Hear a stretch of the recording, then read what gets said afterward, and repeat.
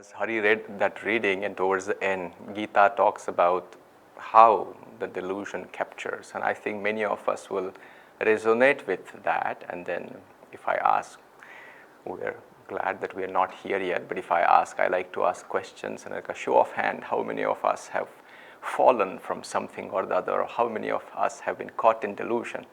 And show of hands, I think nobody has to show the hands, and then we sometimes fear about it and say, Hari, can I answer that anonymously? I don't want to disclose how many times. But as they say, like the failure is a stepping stone towards success, and it's not just like a consolation prize. It's in some ways a very truth and very reality. When we talk about fall, just forget about the spiritual fall or anything. When we fall, why do we fall? Like you're walking and you sometimes, not all the time, but sometimes we fall. Why? You see, like because we are not aware. Keel ka chila pada hai, and then you slip because you were not paying attention. It's one way we fall. What is the other way we fall? Hari comes and pushes me. I'm not strong enough to resist that, and I fall, isn't it? And then this is the normal circumstances we fall. But even when we talk about something a little bit more to, these are the characteristics in which we fall. Sometimes we're not aware. As Hari was talking about, that's the first, when the delusion catches you, that's the time. If we are aware, we can catch it. And sometimes the delusion is stronger, like Hari is stronger than me. Not that Hari is delusion and I am not, but delusion sometimes is stronger, and if it pushes us, we can't hold on to that. You see, not to fall, to not fall, two things will be required, isn't it? Where we are standing, with our foot and the platform, both need to be very stable. And we also need to have courage and strength to stand it and resist any pulls or pushes which are going to happen to us. And both of these, as practitioners, are very important for us. What is it that pulls us? One of the taglines of Ananda, or probably that sort of defines us, is what? Joy is within you. When I read it for the first time, and I was very amazed. Not only that, I contemplated on that, and then many times we talk about how important it is to realize that, because all of a sudden, if we realize even to some small degree or extent that it is here, there is freedom. I'm not dependent on anymore any outward circumstances. If I see joy is within me, whatever is happening outside, it doesn't matter. Not that I don't care, my dependence on it is gone. So, my heart, I guess all of us, all of your heart also throbs with that thought. And to whatever degree we have experienced the truth behind that sentence. And that's a good platform to stand on. Joy is within you. So then we are not too much conditioned on these outward circumstances as we talk about what is happening in the world and all those kind of things, so on and so forth. But as I said, to some degree, we can stand on that platform. What is the difference between a master who is fully liberated and us? Is that we know this is a stable platform. Not only just intellectually, but by our own experience also we know this is a good platform, a robust platform to stand on. But then we also have a lot of conditioning coming with us. With this wonderful satsang, we'll go home and it's all enthusiastic, joy is within me. And then at times when life sort of brings something very difficult, we don't feel that joy, and all of a sudden that present tense tends to become a past tense. This morning joy was within me, but now it doesn't quite feel like that. And in those moments, this conditioning have a chance. The pull has a chance to now is there to chance. What do they say? You see, it is not there. It is out there. You know this works. And then if we give in to that temptation, what happens? So, let's watch television. Let's go and chat with friends, socialize, have some food. Again, nothing bad about that, but what we just lost is that freedom, the place of stability where we talk about joy. Pull of delusion is the topic. You see, to pull, you need something to pull from. You know who is the originator of computers? He probably is not the originator of computer, but the heart of computer, one may say, Alan Turing. And he sort of invented the heart of computer at a very difficult time, which was the World War II. But anyway, he has a very fascinating life. But he was a very peculiar character, as you can, brilliant mind, but not necessarily a very sociable. And he was bullied big time when he was in a school. And pretty much all the students, besides one who was his very good friend, who would just go and then torment him. And then they do all sorts of nasty things with him. Like on a wooden floor, they would just push him in and then try to close the door. So it's like sort of like he's suffocating in that small confined space. And he was afraid, so he would resist that. And then these guys would just have even more fun with that and then just nail him into that wooden box and then disappear. But in time he realized, and his friend also made him realize, that you say, why do these so-called bullies like to bully? And he says, bullying or being mean also gives a sense of enjoyment. And that sort of gave him a trick. He said, like, if you take out the enjoyment, that act of bullying or act of being mean becomes very hollow.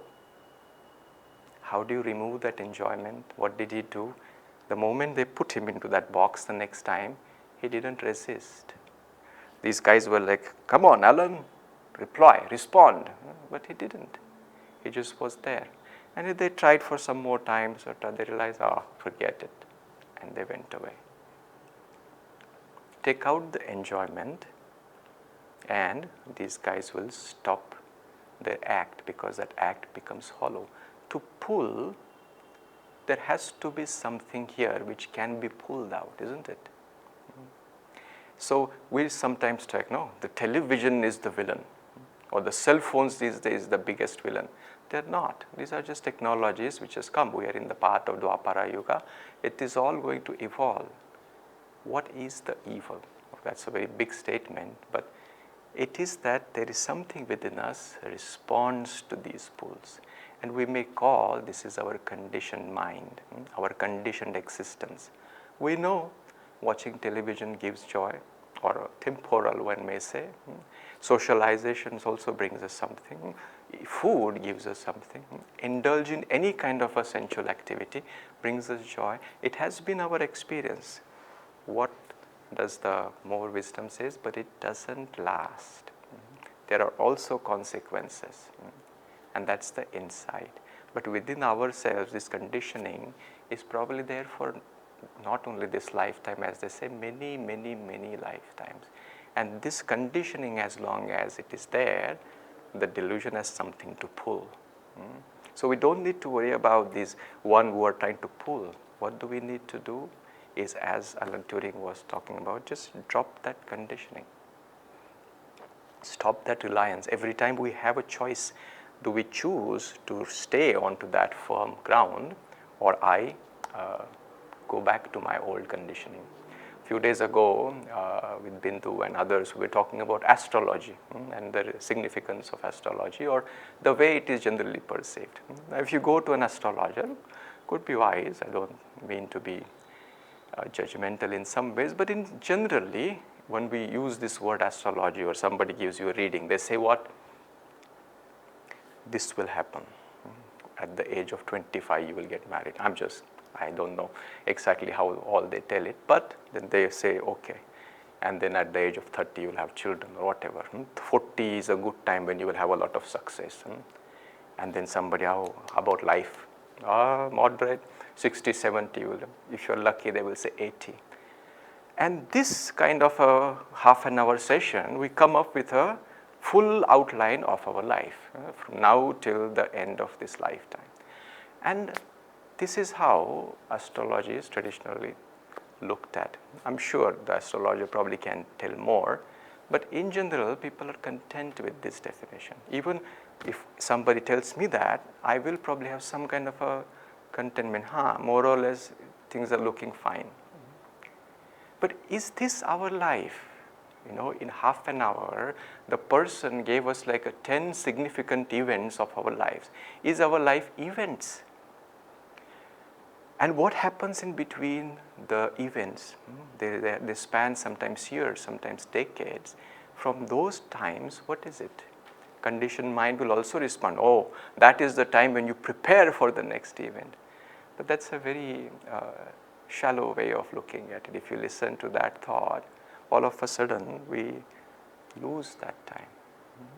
Our life is also those moments, but also in between those two moments, which is where actually we are most of the time alive. Our life is spent in so-called those ordinary moments, not just the big flashy extraordinariness, but the ordinariness. And then the discussion sort of not concluded yet, ongoing, but where we talk about how at Ananda some of the astrologers look at astrology. They don't look at only a particular events or anything, but more in terms of how you can use those forces to live your life now. Not just the extraordinary event, but even the ordinary part. I have been very fortunate to have very good artist friends, and one of them, you probably know her, Sumakshi, and few years ago she did this art piece. I don't exactly remember where it was, but she was given a place where she was supposed to do something. There is no particular definition to do that, and that was a place where the walls were it was a very old wall, so paint was coming out, there were cracks in the wall, and then they said, we will fix this before you can do something. So the thought that she had, she said, no, don't fix it. And then what did she do is, like, in those cracks or in the paints where it is coming out, she created her installation, very minuscule. You have to really pay attention. When the day when this was open, it came, people would come. And there were other places also where you can see like a beautiful wall and something is there, pasted on the wall, a painting or some kind of installation. And all of a sudden they will come to this corner where this is this jaded wall, and seemingly maybe we missed the turn. Many people just looked at it, oh, this can't be it. Maybe this is the end of it. And then they went back. Some people thought there's something I'm missing, so they inquired, is this also part of this exhibition? They said yes. They were not quite sure. But then some persisted, and then they walked. And then all of a sudden, it's like, how can this be? How can this be? And all of a sudden, they looked at the gap, and then they discovered the beauty, what they were missing. And once they saw it, then they realized where to look for it. And then they went all along the wall. It took a long time, because that time, as moment, the more they were looking, more they were finding, and that was bringing joy to them. The point of her work was also that, the conditioned mind only looks at something very big. One day I will be successful. One day I will be enlightened. One day I will have happiness. In our path, Swamiji and Master has told repeatedly again and again. What does they say? They say joy is not the reward. Joy is a solution. Joy is the way. Joy is the practice. Joy is choice. And these are the two forces, in fact, in some ways we are just dealing with. One which is just saying, it's there. And one which says, it is now, it's here, it is there in those cracks. You have to develop to look more deeply. Joy is within, as they say, provided we can look at it. If we just look at it in a more cursory way, we probably go away. We will miss those opportunities. And that's what most of our mind tries to tell us. Most of our conditioning tries to tell us. But when we hold on and we persist, we have an opportunity to discover that. And this is a training. This is a training that we have to do. We have to find that joy in the present moment. a movie I watched recently, a true story. This was a story from a life of this person probably still alive, and he is from Northern Africa, one of the Muslim countries, and after 9/11, he was arrested. He was arrested, and he did some not so good things, and that's why he was one of the suspects. But he wasn't one of those who actually caused 9/11. But he was a suspect, and he spent next 14 years in prison. He was released after 14 years without any charges, but 14 years he was kept in confinement, a room full of size 8 by 10. But every day they would let him out for an hour. Again, it's a confined space, but and this prison was very close to the ocean. And as a result, when he was there for that 1 hour, he could hear the ocean. He could see the sky, even if it was just a rectangle on top of his head. He could feel the sun rays on himself.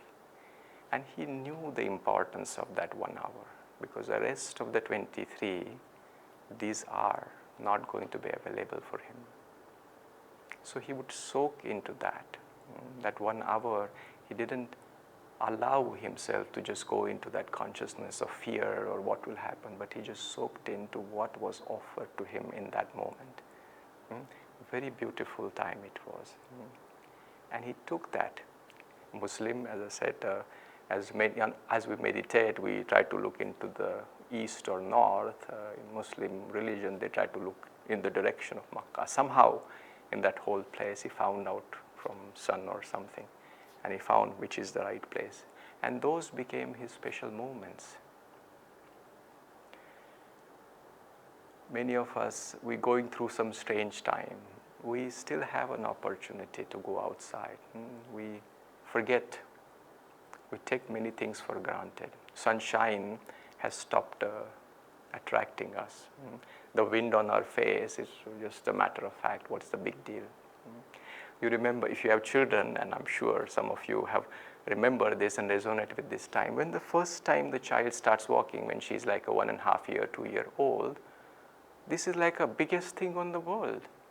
Now she can go everywhere. All of a sudden, there is a great mobility. There's not a dull moment in that child's life. If you leave that child with any place, she would start looking next to her. And whatever comes, it will attract her full attention. She might try to test her, but she's not waiting for, maybe my dad or mother will bring me a beautiful toy, and that would be the great day. No. If it is a cell phone, that is it. If it is some broken cup, that is it. In everything, she's able to find that joy. We were that child, isn't it? We didn't all of a sudden become 20, 30, 40, 50-year-old. We were 1.5, 2 years. We have that innate capacity within ourselves. We can stand onto this ground, but we have to choose very actively to start looking. We have to train ourselves to find joy into this moment, As Swami says in his song, there is joy in the heavens, one of the stanzas. He says, there is joy all around us. Why wait till tomorrow? We have only this moment to live. Every moment we have a choice, whether we choose to go onto that stable ground or we again get sucked into our conditioned existence. So we can resolve that. We can resolve as a practitioner to live our life fully. Can't wait for something that will come better or worse, or for that matter. This is our time. When it is now. It is this particular moment. And the more and more we will look at it as just the way when they went into that studio and in the cracks they found that beauty. We are teeming with life, not just around us. Life is within ourselves. Are we alive or not? What is the proof of it? The moment we touch the life within ourselves for what it is, that brings the biggest solace, that brings the biggest fulfillment that we are seeking. Joy to you.